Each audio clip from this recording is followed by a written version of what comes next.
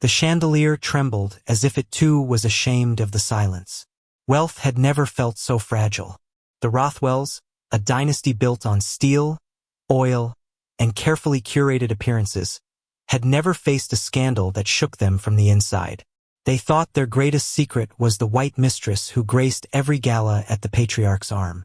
But that illusion was shattered the night a black woman walked into their gilded home, holding her son's hand as though it was the only lifeline against a storm. Evelyn Rothwell had always believed money could sculpt reality.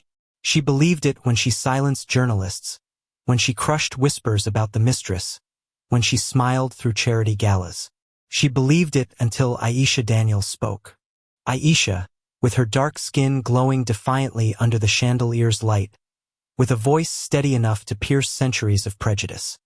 "This is my son," she said, pulling the boy forward, her fingers trembling only slightly. "And this is who he loves." The boy stepped up, his shoulders stiff, his breath shallow. Marcus Daniels was 17, a boy whose laughter once echoed through public school hallways before it was stifled by cruelty. He looked at the marble floor, then lifted his gaze, and there was fire there, hesitant, but burning. Beside him stood Liam, pale, blue-eyed, hair falling into his face. His hand brushed Marcus's, not fully holding, but not letting go either. The Rothwells froze. The mistress gasped, and Evelyn's glass of wine shattered against the floor. For a moment no one breathed. To understand how they reached this moment, one must step back not just days but generations.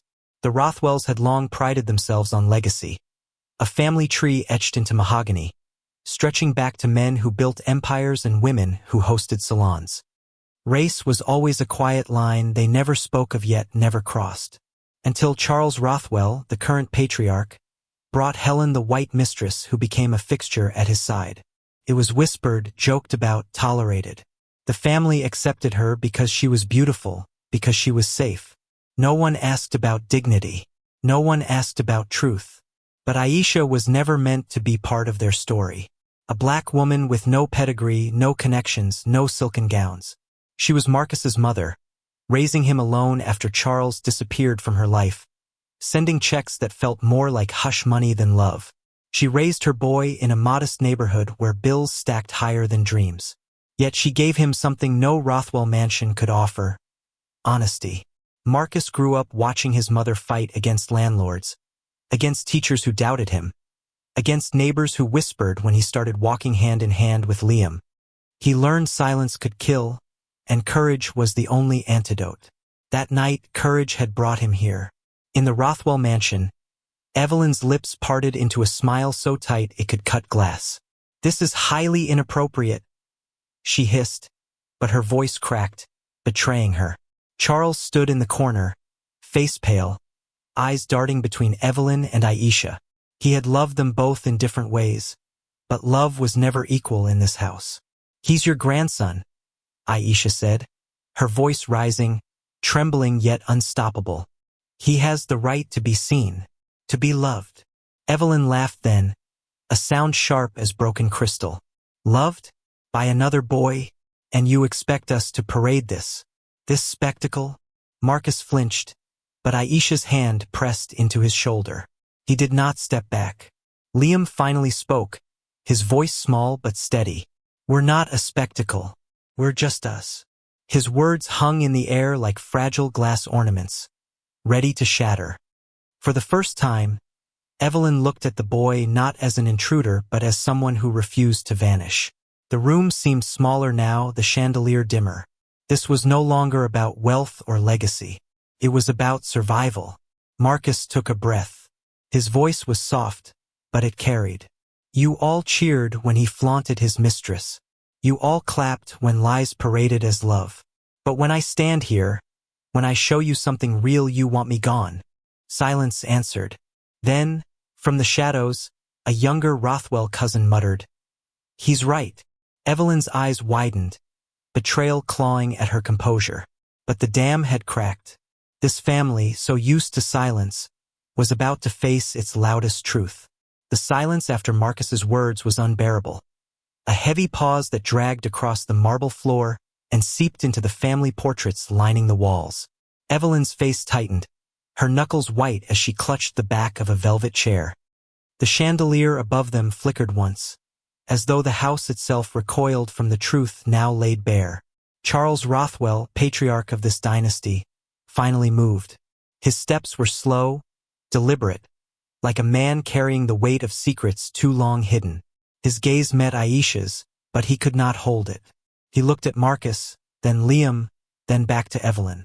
He opened his mouth, but no words came. For once, the man who had commanded boardrooms and manipulated governments found himself powerless.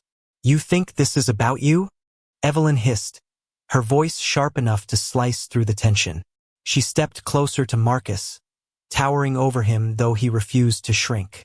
"You dare walk into my home, into my family's name, and tarnish it with this?" She gestured toward Liam with a disdain that stung deeper than words. Aisha's voice cut through like a blade. "Your home? This boy is your blood. That's his grandfather standing right there. Do not forget it, Evelyn." Evelyn turned, her fury spilling into the air. "Do not speak as though you belong here. We tolerated your presence out of courtesy. But this circus you've dragged in, enough!" Charles's voice boomed, a rare thunder that silenced even Evelyn. Everyone turned. His face was pale, his jaw trembling, but his eyes burned with something long buried. "You will not speak to her that way," he said, pointing at Aisha. The words shocked the room more than Marcus's revelation had. Evelyn staggered back, the foundation of her power cracking. "You knew," she whispered. Her voice shook, not with fear, but with betrayal. "All these years, you knew about her, about him, and you hid it." Charles closed his eyes. When he opened them, there was no escape left. "Yes, I knew.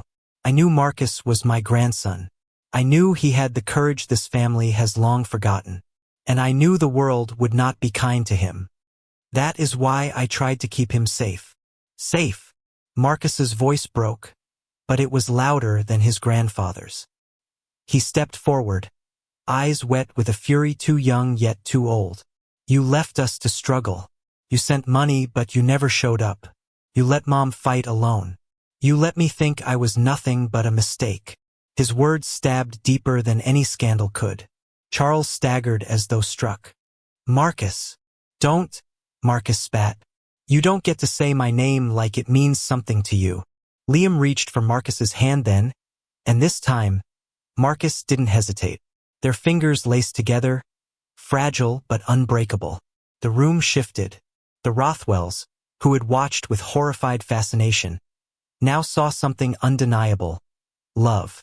It wasn't polished, it wasn't convenient, but it was real. For a moment, it seemed like even Evelyn faltered, her face softening before her pride returned like armor. "This is madness," she whispered. "Do you have any idea what this will do to us? To our name? To everything we've built?" Aisha's laugh was low, bitter. "Your name? What has your name built, Evelyn, besides walls and lies? My son has built more with his truth than you ever did with your fortune." The sting landed. Evelyn's face went white. The cousins shifted uneasily. One of them, Anna, a young woman with sharp eyes who had always been the quiet observer, finally spoke. "She's right," Anna said. Her voice was calm, measured, but filled with conviction. "We've pretended for so long. We've ignored what doesn't fit into the picture. But maybe the picture was wrong all along." Evelyn turned on her like a blade. "Do not betray your family." Anna didn't flinch. "Maybe it's not betrayal. Maybe it's the first honest thing we've done." The air grew heavy. Marcus squeezed Liam's hand tighter, his heart pounding. For the first time, he felt the ground tilt in his favor. But Evelyn wasn't finished. She walked to Charles, her husband, her partner in empire, and stared him down. "You will choose," she said, her voice a dagger wrapped in silk. "Your family and legacy or this mistake." Charles's eyes flickered. To Evelyn, to Marcus, to the portraits on the wall. Generations of Rothwells watched him from their gilded frames, demanding he protect the name. But another gaze weighed heavier, Marcus's. The boy's eyes held not just anger but hope, fragile hope that maybe, just maybe, he wasn't alone. Charles's chest rose and fell. He whispered, almost to himself, "Legacy without love is nothing but ruin." And in that moment, Evelyn knew she had lost him. She turned, her face twisted in rage. "Then you will all face ruin together." She stormed from the room, her heels clicking like gunshots against the marble. The door slammed. Silence filled the vacuum she left. For a long moment, no one moved. Marcus's breath came in shaky bursts. His mother's hand rubbed his back, steadying him. Liam stayed close, refusing to let go. Charles approached, slowly, cautiously, as though nearing a wild animal. "Marcus," he said softly, "I cannot undo the years I failed you, but if you'll let me, I want to try." Marcus's throat ached. His chest burned. He wanted to scream, to demand why it had taken so long. But beneath the anger was something else, a boy who had always longed for a grandfather, for someone on his side. He swallowed hard. "Trying means standing with us. Not just here, out there, where it matters." Charles nodded, tears brimming in his eyes. "Then I will." A murmur spread through the family. Some faces showed disgust, others confusion, but a few like Annis glimmered with agreement. A line had been drawn, and Marcus, for the first time in his life, wasn't standing on the outside. He was at the center, unignorable, undeniable. That night would echo through the Rothwell mansion long after the chandelier's light dimmed. It was no longer just about scandal. It was about truth clawing its way into the open, refusing to be silenced again. The next morning, the Rothwell mansion no longer felt like a fortress. Reporters were already circling the gates, their cameras like vultures waiting for carrion. Somehow, the story had leaked, and not just about Charles's long-hidden grandson. The whispers about Marcus being gay, about Liam at his side, about Aisha walking into the Empire's heart with her head held high, those whispers had grown into a roar. The world wanted blood or redemption or both. Inside the mansion, tension simmered like a storm waiting to break. Evelyn had locked herself in her private suite, her lawyers buzzing like hornets around her, drafting statements, calculating damage. Charles sat at the long dining table, the weight of legacy pressing into his spine. He stared at his hands, veins visible, trembling. He was a man who had commanded billions, yet today he looked small. Marcus sat across from him, shoulders rigid, eyes wary. Liam hovered beside him, his quiet presence the only thing keeping Marcus from walking out the door. Aisha stood tall, her gaze never leaving Charles. "They're going to crucify him," Charles muttered finally, his voice rough. "The press, the investors, the board. They'll devour a boy for daring to exist." "Then you stand in front of him," Aisha replied sharply. "You shield him the way you should have from the beginning." Charles's eyes flickered with shame. "You think I don't want to? But this family, this empire, it's built on an image. If that cracks, everything collapses." Marcus slammed his hand on the table, startling them all. "Maybe it deserves to collapse. Maybe it was rotten from the start if it can't survive me holding Liam's hand." His voice cracked, but his fury carried him through. "I'm not your scandal. I'm not your shame. I'm just me. And if that destroys you, maybe you were never worth protecting." The words sliced deeper than any headline could. Charles's lips trembled. He wanted to argue, to defend the name he'd spent a lifetime building. But deep inside, he knew Marcus was right. The empire had devoured truth for decades. Perhaps it was time for something else to take root. Before Charles could respond, the sound of footsteps echoed down the hall. Anna appeared, clutching her phone, her face pale. "It's everywhere," she whispered. She placed the phone on the table, the screen glowing with headlines. "Billionaire heir exposed. Secret black grandson reveals boyfriend at family estate." Below it, photos. Marcus's face, caught mid-expression, vulnerable. Liam's pale hand gripping his. Aisha's defiant stance. And Evelyn, frozen in fury, captured like a queen watching her crown fall. "They're calling it a scandal," Anna continued, her voice shaking. Some are praising it. Some are tearing it apart. But it's out there now. The world knows. Marcus's stomach twisted. He had imagined this moment so many times, the exposure, the ridicule, the judgment.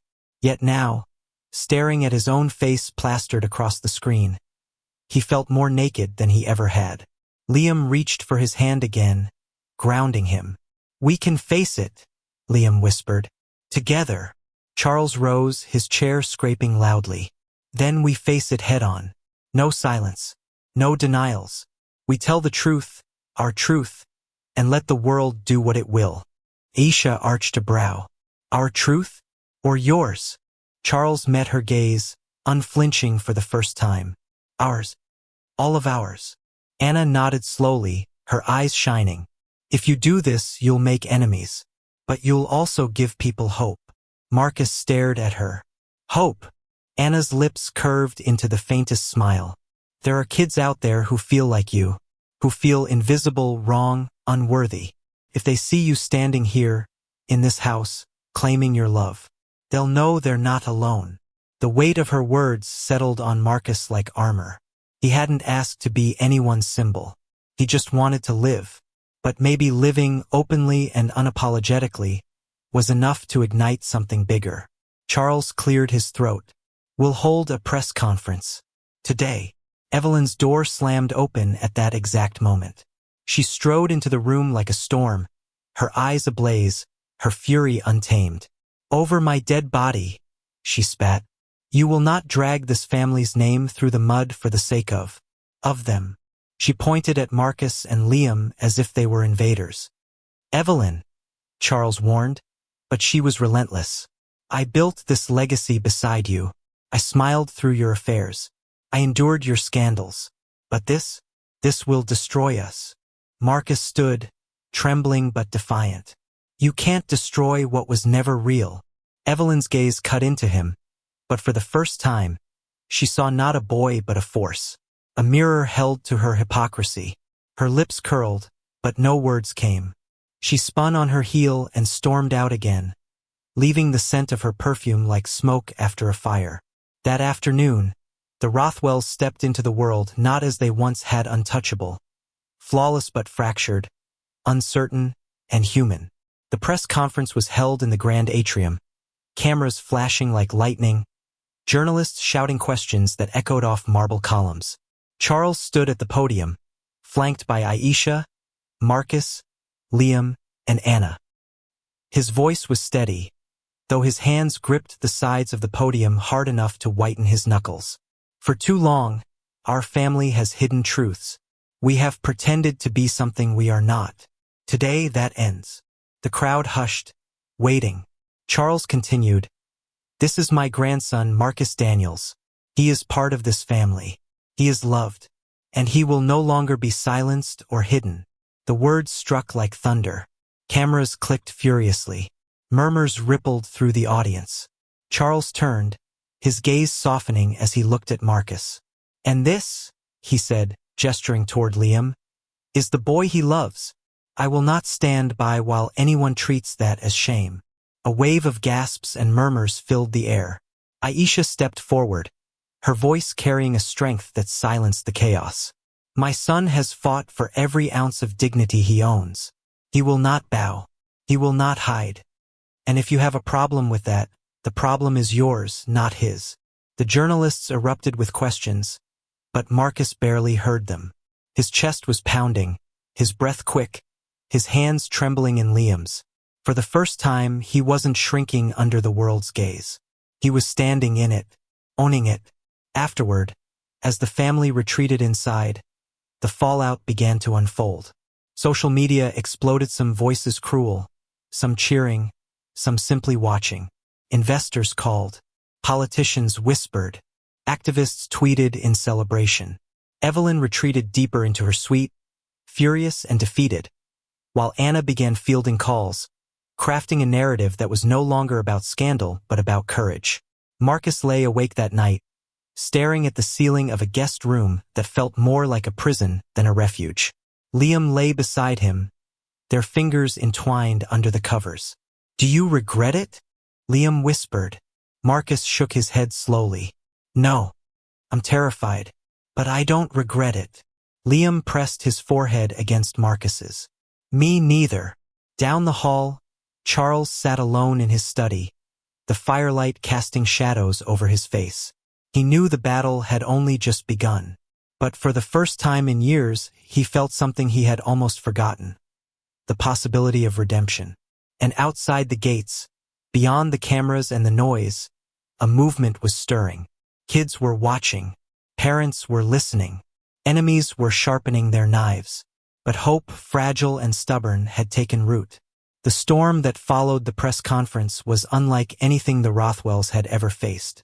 Headlines splintered across every screen and front page, dissecting every word, every glance, every photograph. Some called Charles a hero for standing by his grandson. Others accused him of betraying tradition, of dismantling an empire for the sake of scandal. But louder than all of that were the voices of people who had lived in silence for too long. Young queer kids tweeted about Marcus with trembling hope. Parents shared his picture and promised to do better. For every insult hurled, there was a message of gratitude, a whisper of change. Still, the backlash was vicious. Protesters gathered outside the mansion gates, some carrying signs of support, others spitting venom. Anonymous threats flooded the inboxes of both Marcus and Liam. And late one night, someone threw a brick at the gates. Its spray-painted message a cruel reminder of how dangerous truth could be. Keep family pure. Marcus held the brick in his hands the next morning, his chest tight. For a moment, the fear threatened to crush him.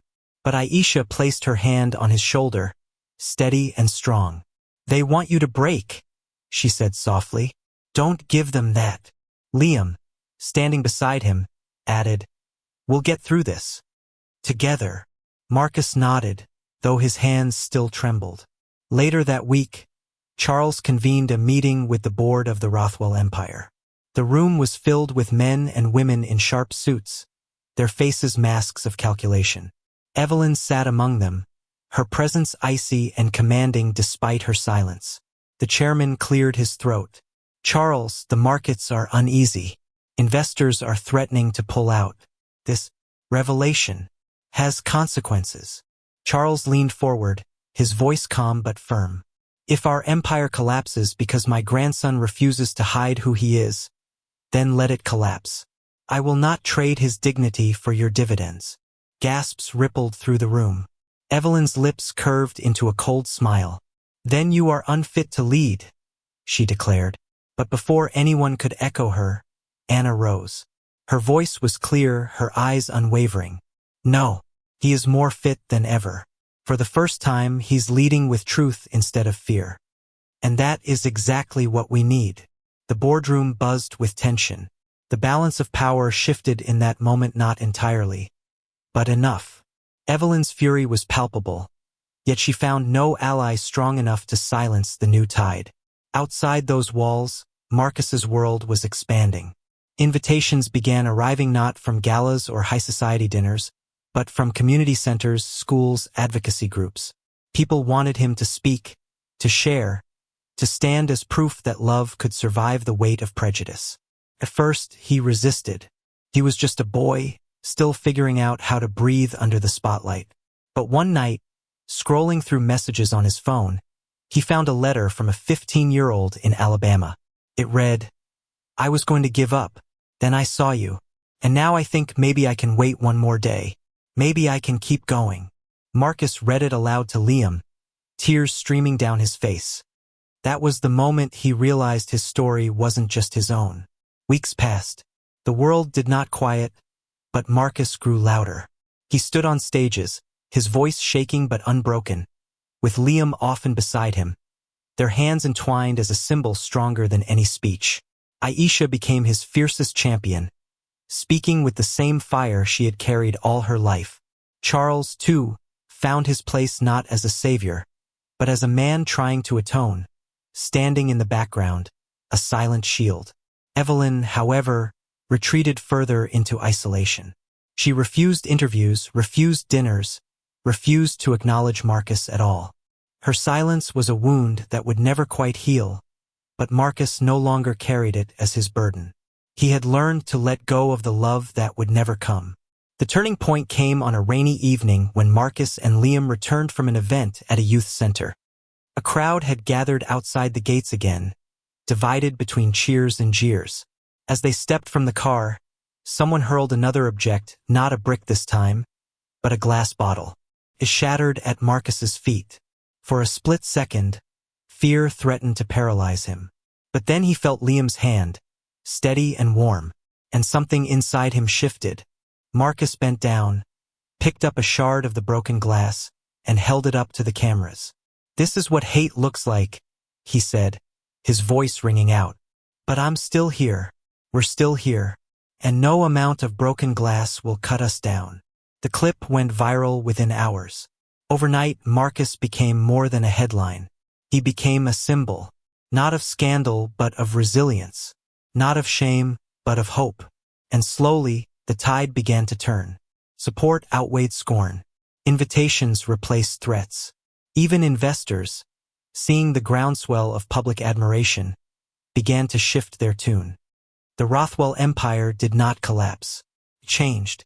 Months later, as spring returned, Marcus found himself standing once more in the atrium of the mansion where it had all begun. But this time, there were no secrets, no denials. The space was filled with people from every walk of life: activists, neighbors, even distant relatives who had once turned away but now returned, humbled. At his side stood Liam, their bond no longer questioned. Aisha stood near the front, pride radiating from her like sunlight. Charles was there too, older, frilier, but with eyes that shone with something Marcus now recognized as love. And Evelyn? She remained absent, her silence still echoing in the corners of the house. But Marcus no longer looked for her. He looked forward. He stepped up to the podium, his heart racing but steady. "This house once felt like a cage," he began. "A place where truth was something to hide, where love was something to fear. But today it feels different. Today it feels like a beginning." He glanced at Liam, who smiled softly, reassuringly. "I don't know what the future holds," Marcus continued, "but I know this. I will never apologize for who I am. I will never hide who I love. And I hope, for anyone listening who feels like they don't belong, you do. You always have. You always will." The room erupted in applause, not polite or restrained, but thunderous, heartfelt. Marcus closed his eyes, letting it wash over him. For the first time in his life, he felt seen, truly seen. Later that night, after the crowd had dispersed and the house had quieted, Marcus and Liam slipped away to the garden. The air smelled of jasmine, the stars blinking above them. Marcus leaned against Liam, his head resting on his shoulder. "Do you think it'll last?" Marcus whispered. Liam pressed a kiss to his hair. "I think love always finds a way to last, even if the world keeps trying to break it." Marcus smiled faintly, his chest warm. For so long, he had carried fear, shame, and loneliness. Now, for the first time, he carried hope. The Rothwell name would never be the same. The empire would never be untouched again. But maybe that was the point. Maybe legacies weren't meant to be perfect. Maybe they were meant to be rewritten. And Marcus knew this was only the beginning of his story, a story of love, defiance, and the unyielding power of truth. Thank you for listening. If you find it interesting, please like and subscribe to follow the next stories.